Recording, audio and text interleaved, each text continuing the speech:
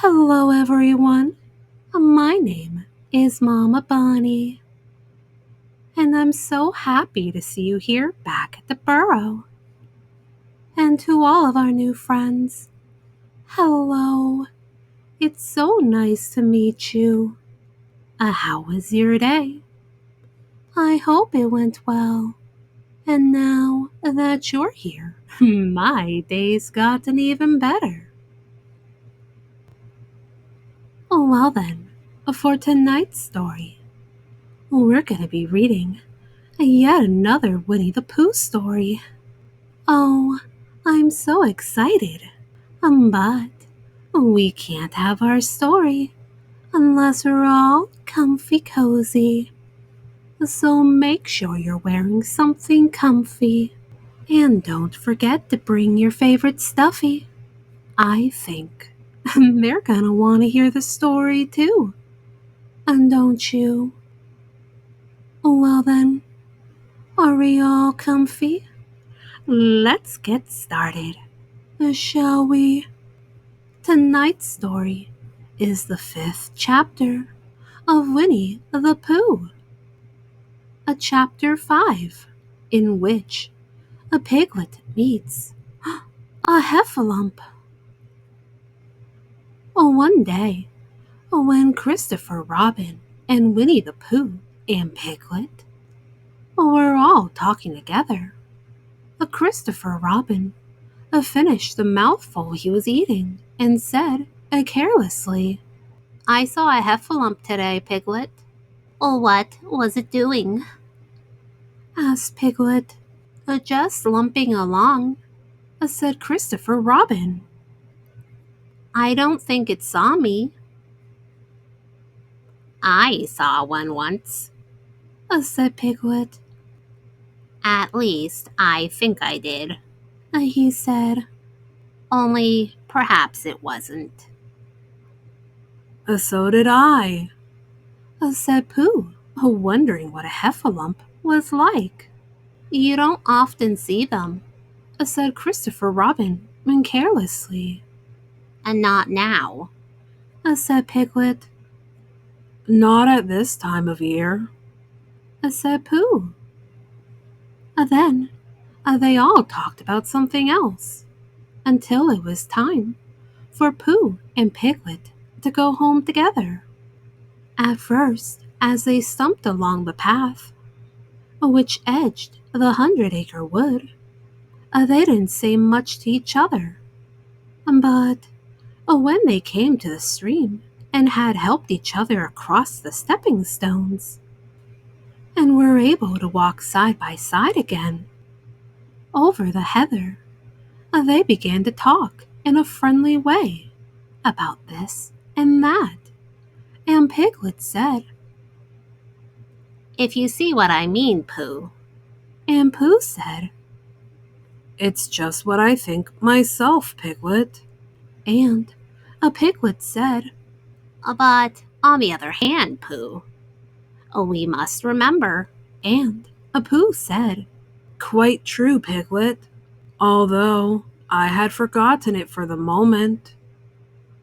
And then, just as they came to the 6 pine trees, Pooh looked around to see that nobody else was listening,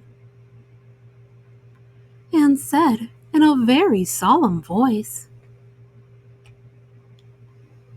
"A Piglet, I have decided something." "What have you decided, Pooh?" "I have decided to catch a heffalump." Pooh nodded his head several times as he said this, and waited for Piglet to say, "How?" or "Pooh, you couldn't," or something helpful of the sort. But Piglet said nothing. The fact was, Piglet was wishing that he had thought about it first. "I shall do it," said Pooh, after waiting a little longer, "by means of a trap. And it must be a cunning trap, so You'll have to help me, Piglet. A Pooh, Said Piglet, feeling quite happy again now. I will. And then he said, How shall we do it? and Pooh said, That's just it. How? And then they sat down together to think it out. Pooh's first idea was that they should dig a very deep pit, and then the heffalump would come along and fall into the pit. And, Why? said Piglet. Why what? Said Pooh. Why would he fall in? Pooh rubbed his nose with his paw and said that the heffalump might be walking along, humming a little song, and looking up at the sky, wondering if it would rain. And so he wouldn't see the very deep pit until he was halfway down, when it would be too late. A piglet said that this was a very good trap, but supposing it were raining already? Pooh rubbed his nose again and said that he hadn't thought of that.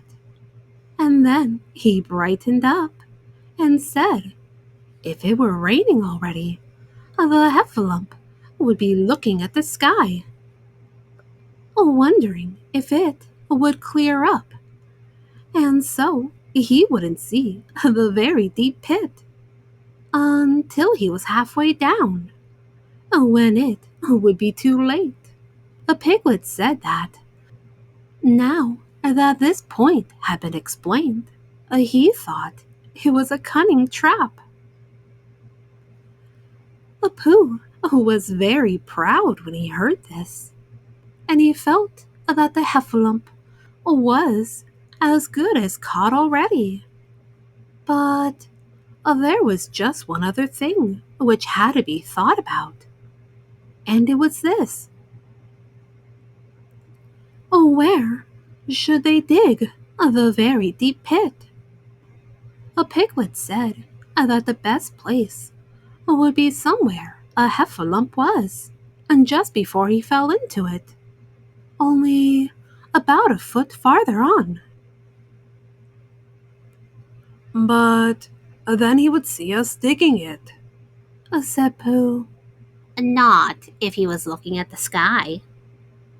He would suspect, said Pooh. If he happened to look down, he thought for a long time, and then added sadly, It isn't as easy as I thought. I suppose that's why heffalumps hardly ever get caught. That must be it, Said Piglet. They sighed and got up, and when they had taken a few gorse prickles out of themselves, they sat down again. And all the time, Pooh was saying to himself, If only I could think of something. For he felt sure that a very clever brain could catch a heffalump if only he knew the right way to go about it. Suppose, he said to Piglet, you wanted to catch me. How would you do it? Well, Said Piglet.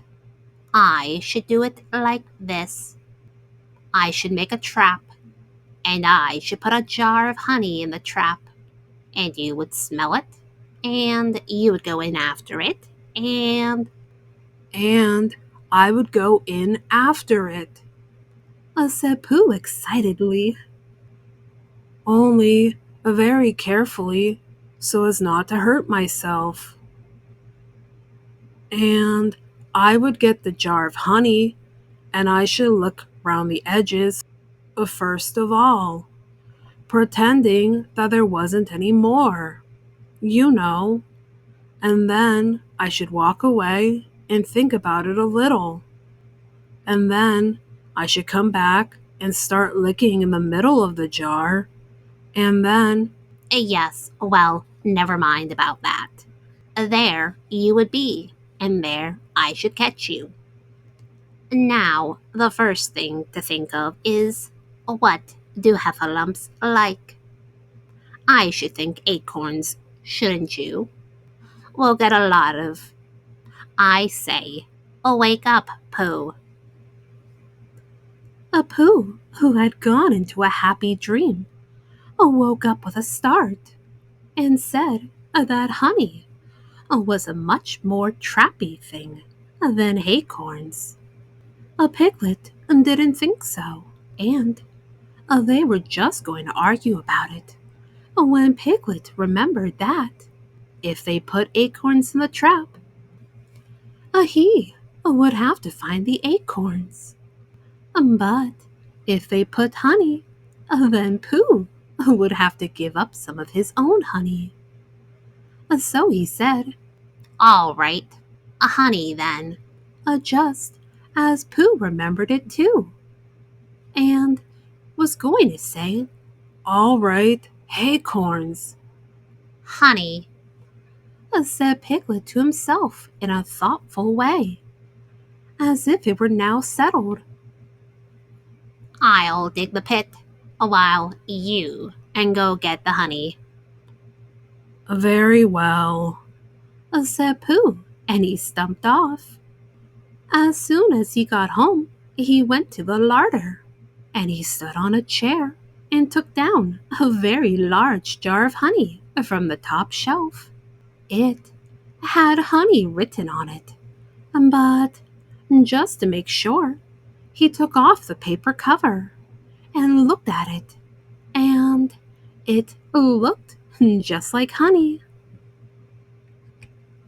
But you never can tell, said Pooh. I remember my uncle saying once that he had seen cheese in just this color. So he put his tongue in and took a large lick.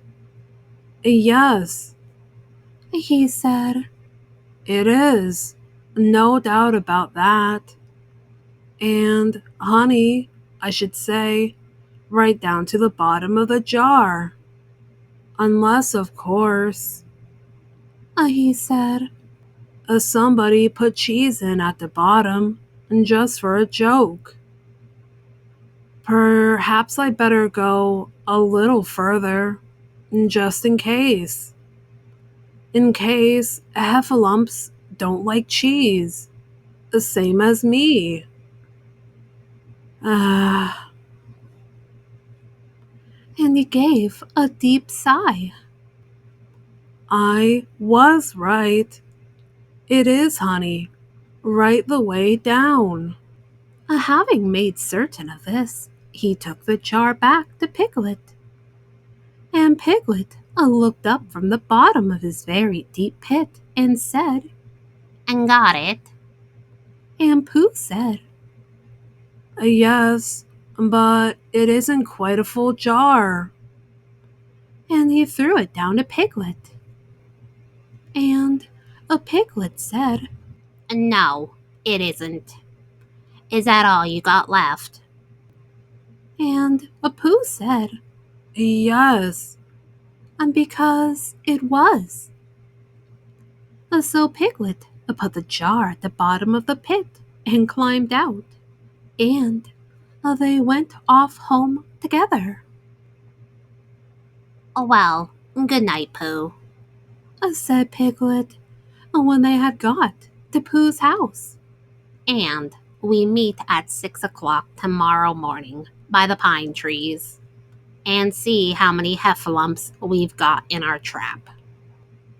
6 o'clock, Piglet. And have you got any string? And no. Oh, why do you want string? To lead them home with. Oh. I think heffalumps come if you whistle. Some do, and some don't. You never can tell with heffalumps. Well, good night. A good night. And off Picklet trotted to his house, a trespasser's W, while Pooh made his preparations for bed. Some hours later, and just as the night was beginning to steal away, Pooh woke up suddenly with a sinking feeling. He had that sinking feeling before, and he knew what it meant. He was hungry. So he went to the larder and stood on a chair and reached up to the top shelf and found nothing. That's funny, he thought. I know I had a jar of honey there. A full jar, full of honey, right up to the top. And it had honey written on it, so that I should know it was honey. That's very funny. And then he began to wander up and down, wondering where it was, and murmuring a murmur to himself like this. It's very, very funny, 'cause I know I had some honey, 'cause it had a label on saying honey, a galoshes full of pot too. And I don't know where it's got to. No, I don't know where it's gone. Well, it's funny. He had murmured this to himself 3 times in a singing sort of way, when suddenly he remembered he had put it into the cunning trap to catch the heffalump. Bother, said Pooh. It all comes of trying to be kind to heffalumps. And he got back into bed. But he couldn't sleep. The more he tried to sleep, the more he couldn't. He tried counting sheep, which is sometimes a good way of getting to sleep. And as that was no good, he tried catching heffalumps. And that was worse, because every heffalump that he counted was making straight for a pot of Pooh's honey and eating it all. For some minutes he lay there miserably, but when the 587th heffalump was licking its jaws and saying to itself, "Very good honey this. I don't know when I've tasted better." Pooh couldn't bear it no longer. He jumped out of bed. He ran out of the house. And he ran straight to the 6 pine trees. The sun was still in bed, but there was a lightness in the sky over the 100-acre wood, which seemed to show that it was waking up and would soon be kicking off the clothes. In the half light, the pine trees looked cold and lonely, and the very deep pit seemed deeper than it was. And Pooh's jar of honey at the bottom was something mysterious. A shape and no more. But as he got nearer to it, his nose told him that it was indeed honey. And his tongue came out and began to polish up his mouth, ready for it.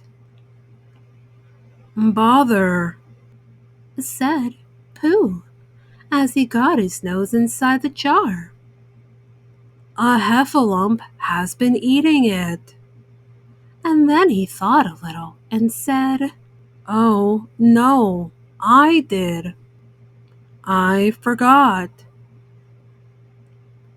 Indeed, he had eaten most of it, but there was a little left at the very bottom of the jar, and he pushed his head right in and began to lick. By and by, a piglet awoke up. As soon as he awoke, he said to himself, Oh, and then he said bravely, yes, and then still more bravely, quite so. but he didn't feel very brave, for the word which was really jiggling about in his brain was heffalumps. Oh, what was a heffalump like? Was it fierce? And did it come when you whistled? And how did it come? Was it fond of pigs at all? If it was fond of pigs, did it make any difference what sort of pig? Supposing it was fierce with pigs, would it make any difference if the pig had a grandfather and called Trespassers William? He didn't know the answer to any of those questions, and he was going to see his first heffalump in about an hour from now. Of course, a Pooh would be with him, and it was much more friendly with two. But suppose heffalumps were very fierce with pigs and bears. Wouldn't it be better to pretend that he had a headache and couldn't go up to the 6 pine trees this morning? But then suppose that it was a very fine day and there was no heffalump in the trap. Here he would be in bed all morning, simply wasting his time for nothing. What should he do? And then he had a clever idea. He would go up very quietly to the 6 pine trees now, peep very cautiously into the trap, and see if there was a heffalump there. And if there was, he would go back to bed, and if there wasn't, he wouldn't. So off he went. At first, he thought that there wouldn't be a heffalump in the trap, and then he thought that there would.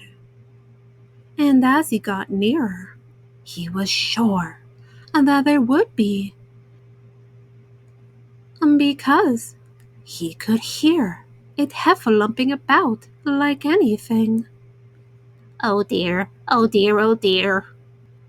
Said Piglet to himself, and he wanted to run away, but somehow, having got so near, he felt that he must just see what a heffalump was like. So he crept to the side of the trap and looked in. And all the time, Winnie the Pooh had been trying to get the honey jar off his head. The more he shook it, the more tightly it stuck. Bother, he said inside the jar, and oh, help, and mostly, ow. And he tried bumping it against things, but as he couldn't see what he was bumping it against, it didn't help him. And he tried to climb out of the trap, but as he could see nothing but jar and not much of that, he couldn't find his way. So at last he lifted up his head, a jar and all, and made a loud, roaring noise of sadness and despair. And it was at that moment that Piglet looked down. Help, help. Cried Piglet. A heffalump, a horrible heffalump. And he scampered off as hard as he could, still crying out. Help, help, a terrible, awful flump, off, a hellable, horror lump, a huffable, a hellarump. And he didn't stop crying and scampering until he got to Christopher Robin's house. Whatever's the matter, Piglet? Said Christopher Robin, who was just getting up. Heff, Said Piglet, breathing so hard that he could hardly speak. a hell, a heff, a heffalump. Where? Up there. Said Piglet, waving his paw. What did it look like? Like it had the biggest head you ever saw, Christopher Robin. A great, enormous thing, like, like nothing. A huge, big, well, like a, I don't know, like an enormous big nothing. Like a jar. Oh, well, said Christopher Robin, putting on his shoes. I shall go and look at it. Come on. A Piglet wasn't afraid if he had Christopher Robin with him. So off they went. I can hear it. Can't you? Said Piglet anxiously as they got near. I can hear something, said Christopher Robin. It was Pooh, bumping his head against a tree root he had found.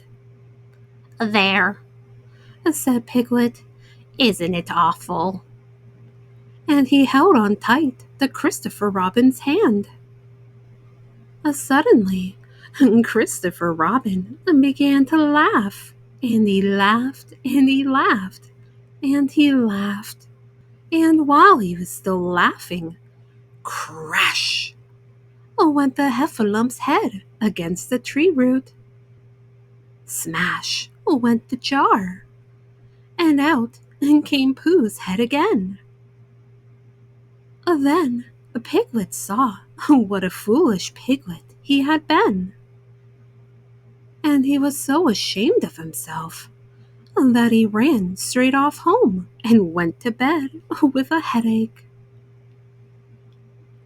But Christopher Robin and Pooh went home to breakfast together. Oh, Bear, Said Christopher Robin. how I do love you. So do I, said Pooh.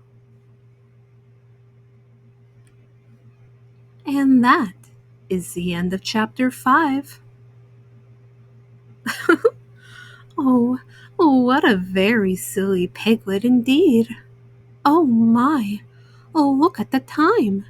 It's getting late, and we should go to sleep. So, get all snuggled up underneath your blanket. Hold your favorite stuffy tight, tight, tight, so they know they're loved. Oh, and dream some wonderful dreams. And while you're having those wonderful dreams, I'll get our story ready for next time. How does that sound? And always remember, Mama Bonnie loves you very, very much. Good night.